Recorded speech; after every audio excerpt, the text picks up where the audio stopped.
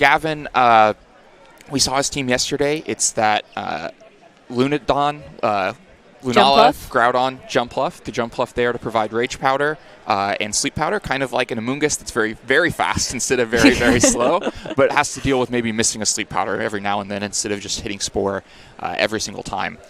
I think it should be an interesting match.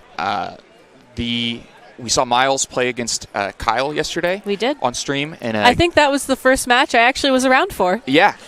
We saw a lot of very careful play with Intimidate exchanges, lots of U-turns, lots of positioning. I think Gavin will be well equipped to play that kind of game, and I'm excited to see how it goes. Yeah, I mean, I feel like Gavin's preferred play style is definitely a little bit slower, a little bit more positioning based, and to see someone like Myles, who also had to play that game earlier in Swift, sort of face up against him, should be really interesting. So we'll have to see how these trainers are prepared as we go into our next top cut match here at the Portland Regional Championships. Gavin will be on the bottom hand side of your screen and is running that team of Groudon, Jumpluff, Lunala, Tapu Fini, Incineroar, and Salamence against Myles' team of the Lunala, Groudon, Incineroar, Bisharp, Salamence, and Tapu Fini. Yeah, so Lunala, Groudon, we get the mirror of it.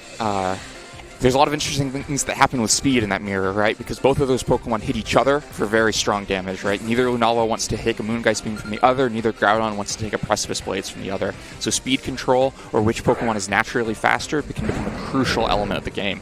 And really can dictate which player is the aggressor, right? If you have the more naturally fast Pokemon, then you will spin the game as the aggressor, and the other player will have to pivot around, find their positions where they can get a chance to attack with their Lunala and Groudon. Well, talk about aggressor. Gavin leading with both the Lunala and the Groudon, just sending out those powerful restricted Pokemon immediately onto the field, whereas Myles leads with a Salamence and the Incineroar. So Incineroar's Intimidate will certainly help weaken the attacks of that Groudon if it were a physical Groudon, which we did see revealed yesterday, but still just a very intimidating presence Gavin brings on his own just by having those Pokemon out so early on in this game. Yeah, but I do think Groudon will have to go straight into the back, doesn't want to be playing at -2 attack. And so that'll leave Lunala out here, of course, doesn't like to come up against Incineroar. And so despite having the big scary Pokemon out first, I think Gavin's immediately on the back foot here. So he has to find a way just pivot these Pokemon out so that they can get in a position where that's more advantageous for them.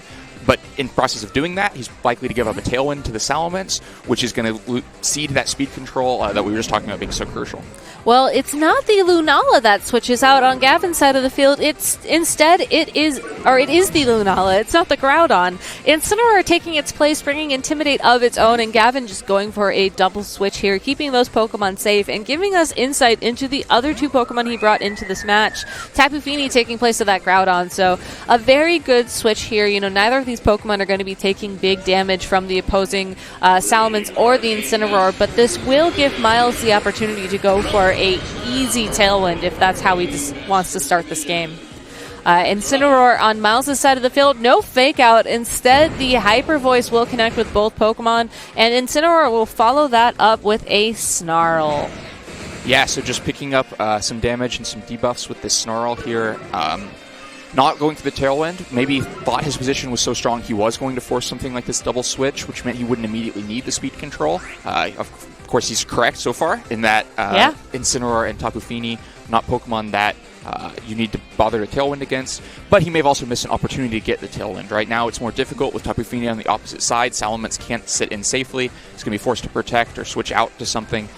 And that may have been one of a very few opportunities he will get for Salamence to get that Tailwind and give him that advantage, which, you know, we could see 2 turns from now, both Groudon's back on the field or both Lunalas on the field. Yeah, the Salamence does have the opportunity to go for something like a Protect here to at least dodge the fake-out Moonblast combination from Gavin, but that next turn, you know, it most likely will cost Salamence its time on the field if Myles decides that he wants the speed control. Instead, going for a switch of his own, we see that he also brought his Tapu Fini to the field. Which means only one restricted Pokemon. Yeah, only one restricted Pokemon from Myles. Nature's Madness will connect with the Incineroar on Myles' side of the field. U-turn as well, giving Gavin the opportunity to get either of his restricted Pokemon back onto the field, you have to imagine it's the Groudon that'll be making an appearance. Yeah, great turn for Gavin here. He decides he's put enough pressure on a Salamence that it's going to be forced to Protector Switch, so he doesn't even have to actually put the Moonblast into that spot. Instead picks up a really useful Nature's Madness onto this Incineroar and then gets his Groudon back on the field in a great position. Yeah, the Incineroar on Miles' side of the field will have an opportunity to go for a U-turn of its own, but without the presence of speed control on the field and with that Tapu Fini still present on Gavin's side of the field, you have to think about what Pokemon he's going to send in here. You know, sending the Salamence back in would result in, you know, potentially, again, trading a Moonblast for a Tailwind. Or he could reveal his final Pokemon. So I do like the fact that the Salamence is back out onto the field. It's probably an indication that if we see Miles go for some sort of speed control this turn, it's probably going to be the Groudon in the back of his party, I'd have to imagine. But still. Yeah, I imagine it must mean the Groudon is back there. This is a really difficult position for Miles, right? Precipice Blade and some Moonblast is so easy, but he doesn't go for the Moonblast, just switches Tapu Fini out. Yeah, so I think that's smart, though, because if you keep the Moonblast around for later, you know, maybe he's expecting something like a Protect from this Salamence, because like you said, it was in such a threatened position, but instead just immediately going for that Tailwind, giving Miles the speed advantage as Miles' Tapu Fini goes for a Nature's Madness onto that Groudon, dropping it down to just below half of its health, and Precipice Blades will not connect with that Salamence, does connect with the Tapu Fini to begin whittling it down. Well, that's a big whittle. Yeah, more than half of Tapu Fini's health gone in exchange for more than half of Groudon's health. So just barely more than half, though, really. Really. But I think a good trade for Miles there. I think it's helpful because it puts Groudon maybe in range of something from Salamence. Not right now because it's a -1 attack, but in the future, and definitely if you can pick up some more chip, that Double Edge starts to look frightening. Fake Out, though, is useful here. Will prevent Salamence from attacking for a turn and definitely give Groudon another chance to go after this Tapu Fini. The Tapu Fini should move before the Groudon now, but still won't have a great way to actually threaten it. Nature's Madness maybe is the best option. Yeah, Nature's Madness would put Groudon at approximately 25% of its health, so this could be a way for Salamence to try or put it within KO range of that Salamence, but instead going for an Icy Wind to further give Miles a speed advantage, dropping the speed of that Groudon and that Incineroar by one stage. So just, you know, a little bit of assurance in case, you know, Gavin tries to switch things up or stall out things later. But Tapu Fini avoiding the Precipice Blade, so it'll be around for one more turn. Yeah, so Tapu Fini there escaping with its life because the Precipice Blades misses, and now Groudon definitely forced to Protector Switch as Salamence will almost certainly put a Double Edge in that spot. I think maybe another Icy Wind plus a Double Edge, definitely like a Moonblast and a Double Edge would be enough to pick up the Groudon. And so definitely, if Miles wants to try to take that KO, it's there for the taking. Yeah, and while Incineroar is sort of free to sit out onto the field, it's not really applying much offensive pressure against the Salamence or the Tapu Fini. Salamence not going for the Double Edge into the protecting Groudon, instead going for a Hyper Voice, bringing that Incineroar down to just below half its health, which it seems like a lot of things are hanging out at on the field right now, as Tapu Fini goes for the Twinkle Tackle, either going to target down that Groudon through the Protect or target down that Incineroar, possibly fishing for a KO. Yeah, I mean, I think either spot is a great target. Yeah, into the Incineroar, so maybe predicting that Groudon Protect and looking for this Hyper Voice plus Twinkle Tackle to be enough, and it is. Yeah, and that's a really nice KO for Miles, because now Gavin doesn't have access to his Intimidate anymore, and also lost access to his Fake Out. So it either has to be the Tapu Fini that comes back out on the field for Gavin or the Lunala. And with Tailwind up, you have to imagine that Gavin wants to be very careful about when and how he plays that Lunala. Yeah, I do think Lunala is probably the best option here, but no, Tapu Fini is going to hit the field. At least does threaten the Moonblast against the Salamence, but still at quite a bit of risk itself. Something like the Double Edge or Hyper Voice plus Moonblast could go after Tapu Fini or after Groudon. Really still a position where Gavin's on the back foot. Yeah, I think Gavin's trying to just find a way to stall out the remainder of that Tailwind right now. if Lunala comes out onto the field with the Tailwind still up, we know that Myles' restricted Pokemon, whatever Pokemon it is going to be faster and be able to deal some big damage. So instead, just removing the Groudon, saving it for later, as Salamence, might have miscounted Tailwind turns there, and the Nature Madness miss as Gavin's own Tapu Fini is able to connect a Icy Wind with the two opposing Pokemon on the field. So just a very rough turn for Myles there. That Tailwind had to have been a mistake, unfortunately. Like, doing damage there with a Hyper Voice or a Double Edge could have been critical, because that would have essentially gotten rid of the Shadow Shield ability on Lunala. Yeah, well, there was a misclick, a timeout, or a... just a miscount, or really. a miscount.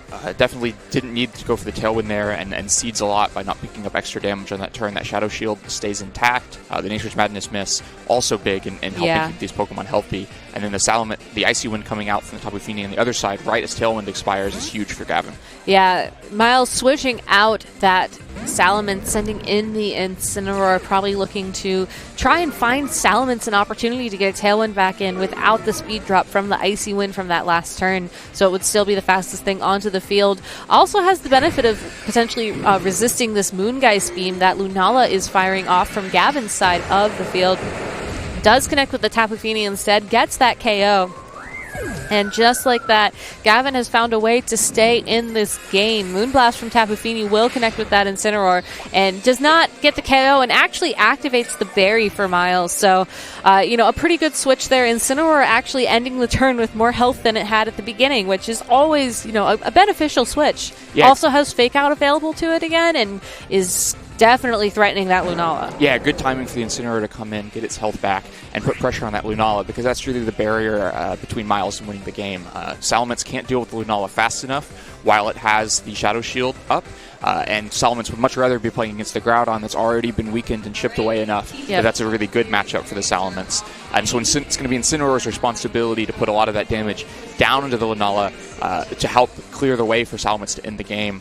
And getting all that health from the berry will be the way it happens. Salamence going for a Protect this turn, possibly afraid that Gavin would try and stop the Tailwind coming back out from it. Lunala going for a Protect as well. So Incineroar did not go for a Fake Out. Moonblast from that Tapu Fini into the protecting Salamence, and Incineroar using Snarl to try and break Shadow Shield, in addition to dealing just the tiniest bit of damage to that Tapu Fini, but dropping its special attack by one stage. Yeah, a good Protect from the Lunala.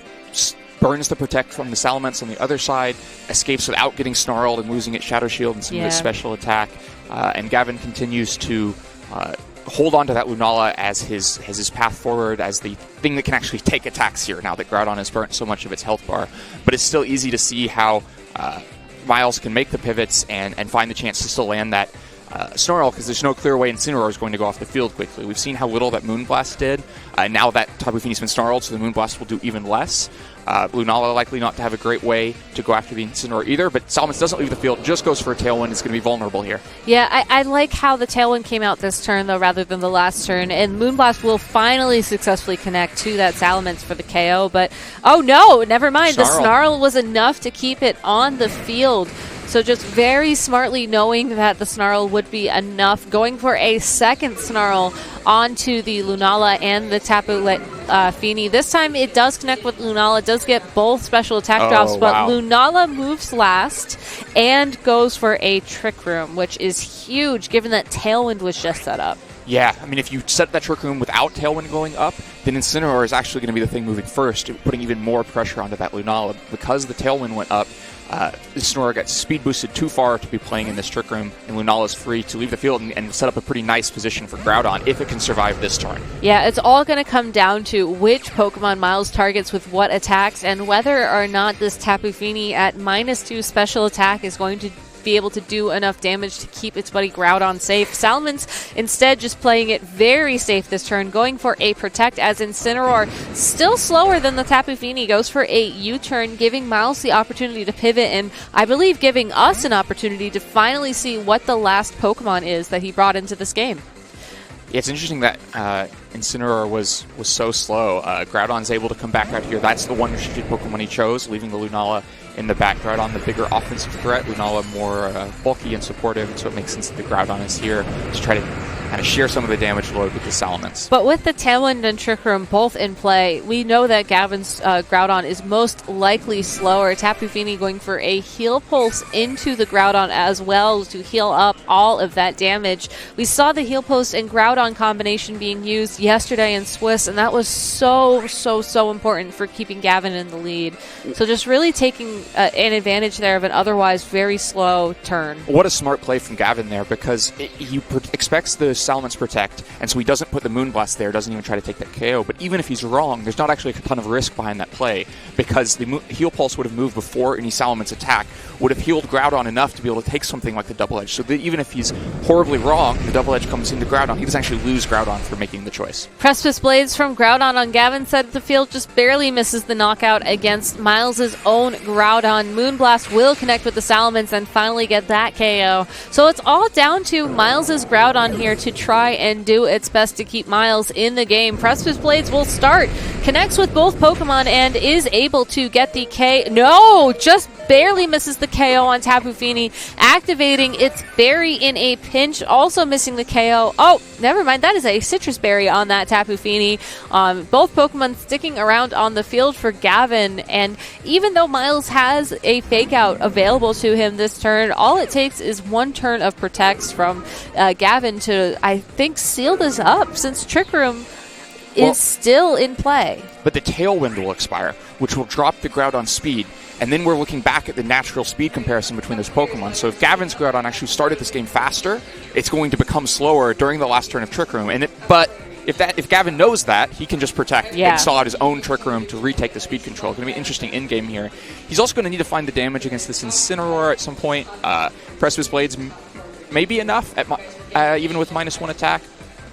Tapu Fini really not offering much damage at this point. It's been snarled a couple times and was never offensive to start with. Yeah, and that's most likely why Gavin is switching it out here, to try and make those Moonblasts a bit more potent as we enter the end of this Game 1.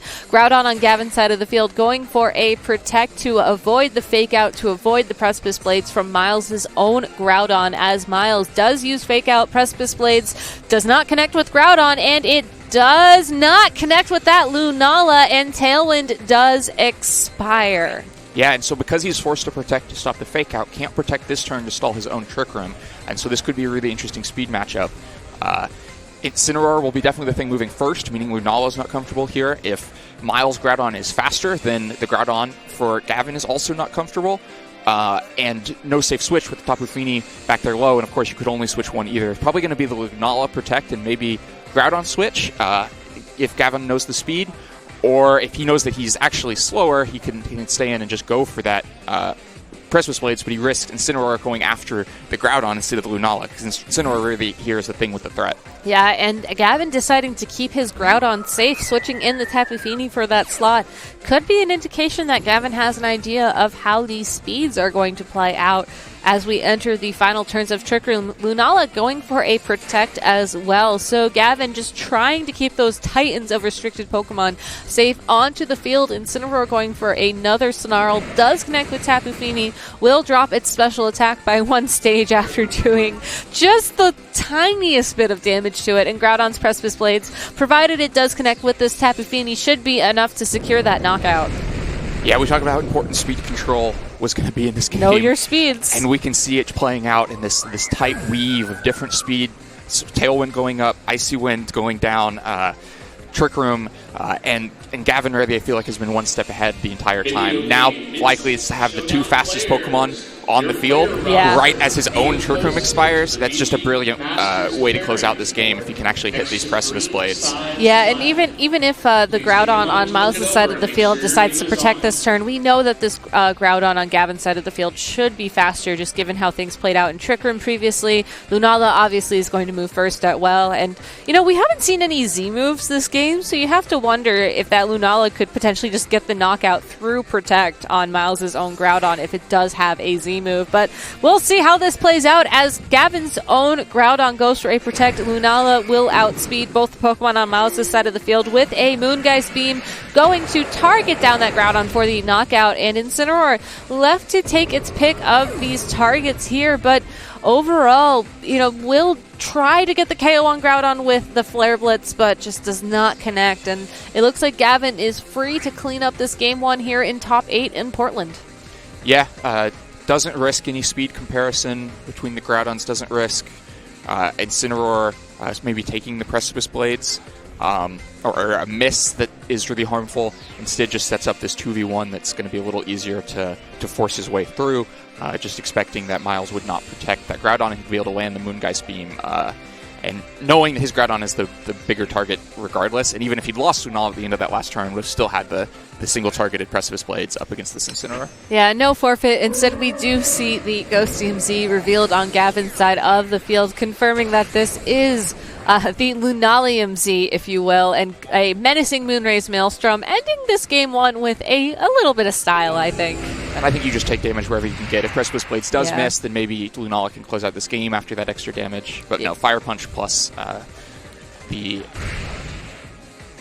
Menacing Moonraze Maelstrom is enough to do it, and Incineroar goes down. I know, try to say that 10 times fast. It does not compute. But yeah, good, really well played by both these trainers. I like the mix-up here in play style. We saw 2 very quick, very decisive top 8 games prior to this, and Gavin and Myles just really taking it turn by turn, slowly playing out speed control, slowly just, stalling out the turns where they need to stall out. And I'm curious to see how Myles is going to adjust, because it felt like he had all the right Pokemon in that matchup. It was just that Trick Room, I think, that really caught him off guard. Yeah, I really think it did. He set up Tailwind, thinking he was getting away with something because he got the Salamence Tailwind off with Tapu Fini on the field, only to see Trick Room come in right at the end of the turn and really answer that.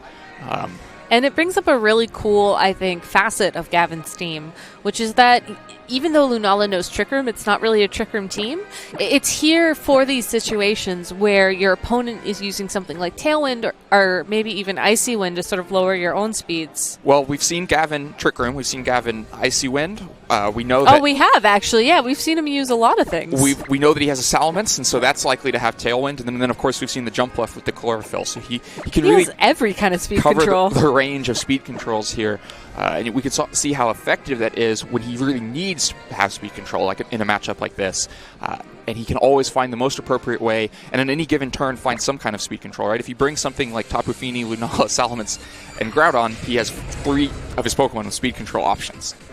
Yeah, so here we go. Game 2 of this top 8 round here in Portland, Oregon. This is Myles versus Gavin. Gavin had won game 1 after a bit of a slower play style than we've been used to this morning. And Myles making the adjustment going into game 2, bringing the Bisharp and the Salamence instead of the double Intimidate lead we saw in game 1 versus the Lunala and the Groudon on Gavin's side of the field.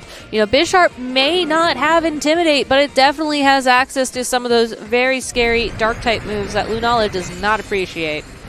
Yeah, I think this matchup is interesting because it puts a similar amount of pressure on Gavin's double restricted. Still has the Groudon intimidated, can go after the Bisharp, but is risking a bit staying in against the Salamence, especially since it only has -1 attack, and then puts a lot of pressure on that Lunala, who does not want to take a Bisharp attack. But the big difference is last turn, Gavin was able to escape that pressure by double switching. Likely, if Incineroar is in the back, a double switch requires intimidating this Bisharp to also intimidate the Salamence and giving it a boost, meaning it's going to continue to be a giant threat. And if Salamence Tailwinds at the same time, kind of solves Bisharp's biggest problem, which is its middling speed.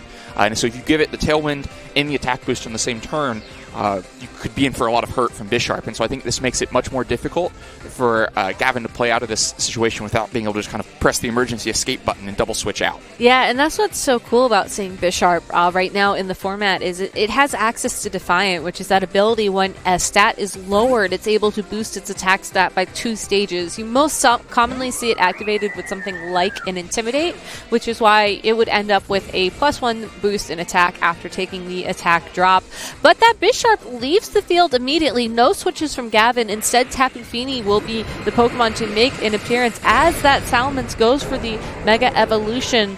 If we see another Tailwind into a Trick Room turn here, that certainly is going to be interesting, but Lunala, afraid of that Bisharp, goes immediately for the Protect. Salamence, no Tailwind, instead going for a Hyper Voice to start getting that chip damage down onto the Groudon to put it into KO range from some of those bigger attack moves. Fire Punch from that Groudon will connect with the Tapu Fini. Was a Bisharp. Definitely can take that a lot more easier, though.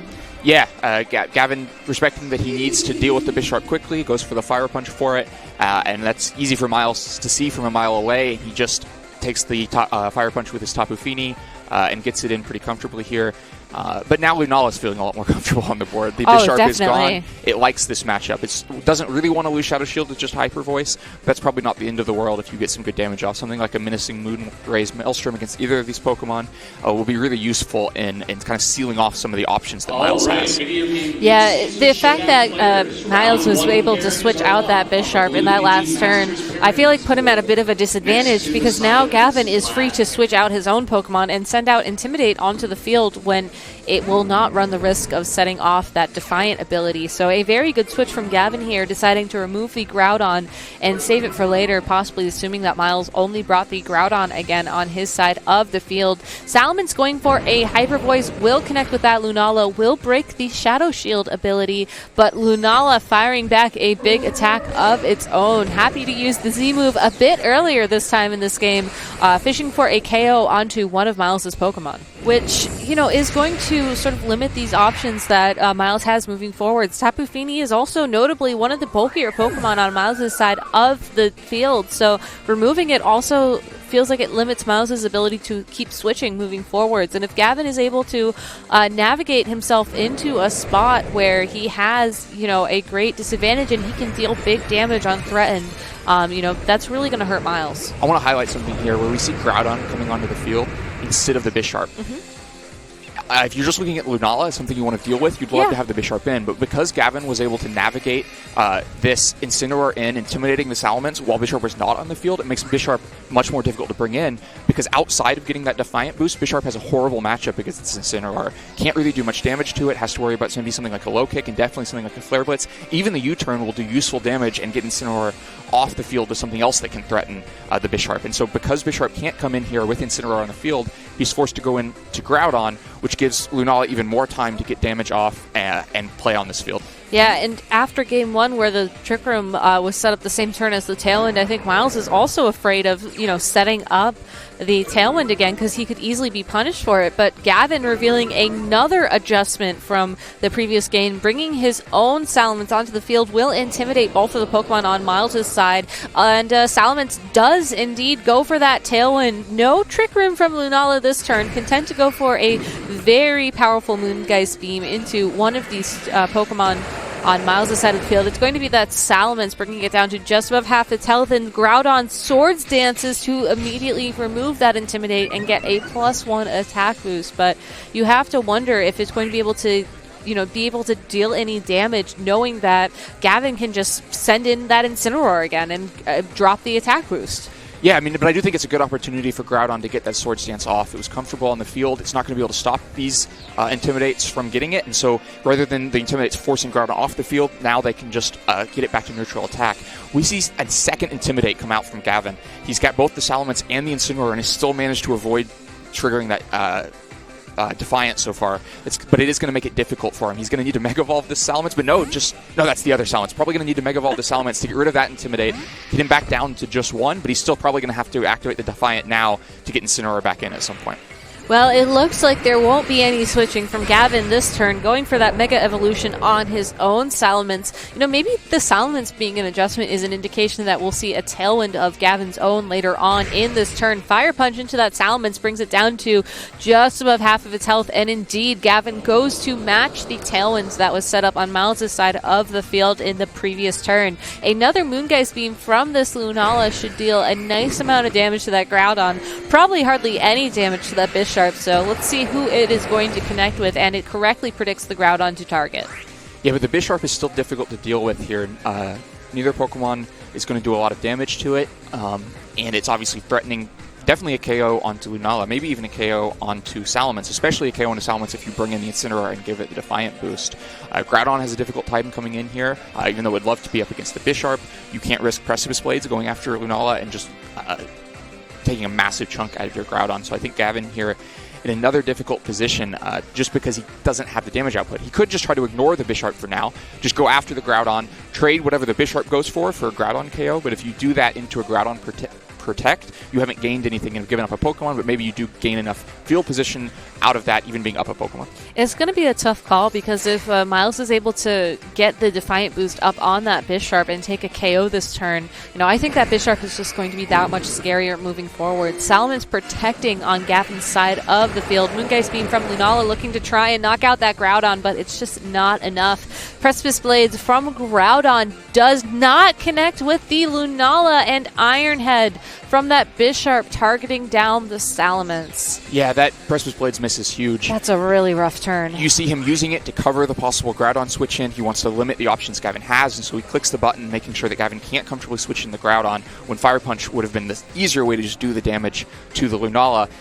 And the cost he pays for that extra pressure is the chance to miss, and it does, and means Lunala stays out here healthy, and Groudon now very vulnerable to either of these Pokemon. But you're still in a similar position where you can try to get the KO on Groudon, but you are probably just getting an exchange for whatever Bisharp wants to go after. If you hit into Protect on Groudon, that exchange is not worth it. If you don't, then you're probably okay with getting the exchange just to reset the board position. Yeah, it's a tough call to be in, and I like how Myles tried to go for the big damage that turn, and even using the Iron Head from the Bisharp to try and cover, the Salamence attacking and the Lunala protecting, which is what Gavin decides to go for this turn. Just an attempt to find some consistent damage, but unfortunately does not get it. This time around, though, Sucker Punch will connect with the Salamence from that Bisharp. Hyper Voice connecting with Groudon for the knockout, dealing a little bit of chip damage to the Bisharp. So Myles correctly guessing which Pokemon would attack this turn, but loses the Groudon as a result. Does have and loses his Tailwind as well. So Gavin has one turn now where he will be faster. Yeah, maybe correctly guessing which one of the Pokemon will attack, but incorrectly choosing which move to use, I think. A Sucker Punch there, maybe getting a little greedy in the hope that it would KO Salamence, but it doesn't even come close.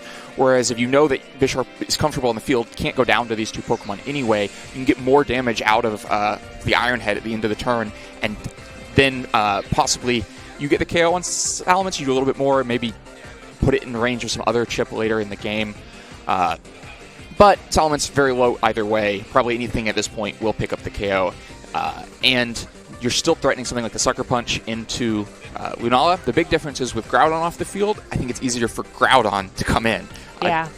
Not too worried about Bisharp attacks.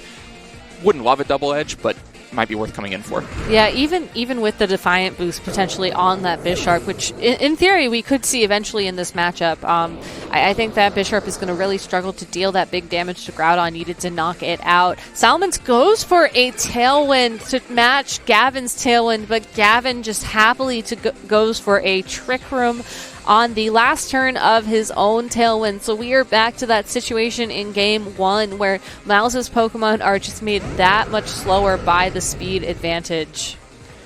Yeah, and you can see there Gavin playing with the fact that Bisharp can only go after one. It's a big threat to both, but if he just attacks with both, he's going to get something out of the turn, and what he gets out of it is the Trick Room that makes it so much easier for Groudon to play against the Salamence here. Still has to watch out for the Sucker Punch coming into Lunala, but I think you can give up the Defiant boost if you're also aiming a Fire Punch at Bisharp and making sure it doesn't do too much. And by getting in the Incineroar, you may give a Defiant boost, and so +1 stage of attack to Bisharp, but you're taking 1 stage of attack away from Salamence, who will be the thing hitting Groudon. Yeah, and Salamence is really that Pokemon that Myles is looking towards at this point to deal big damage, as all of his other Pokemon have been KO'd at this point. Sucker Punch does not connect with Lunala due to a Protect. Fire Punch will knock out that Bisharp, and Salamence is the last Pokemon standing for Myles. Goes for a Hyper Voice, which will, again, deal a little bit of damage, but Myles really needed to find a way for a knockout, maybe by using something like the Double Edge into that Groudon slot, but with the Lunala, the Groudon, Groudon and the Incineroar left on Gavin's side of the field. He should be moving on 2-0 into the semifinals here. Yeah, really well played by Gavin. What a tragedy for the Bisharp that it comes into a game against 2 Intimidate Pokemon and never sees a single Defiant boost. It shows how smartly Gavin played. As soon as he saw the Bisharp in the team lead, he never gave it the opportunity to get Defiant. He managed to play out of what looked like a negative situation in the 2-on-2 without switching because he knew any switch gave the Defiant boost, and so he found a different way to move out of that position, and he just continued to be able to play that way, refusing the Defiant boost and eventually just landing the Fire Punch once he had speed control that let Groudon with Tailwinded Bisharp and Trick Room's Groudon pick up the KO.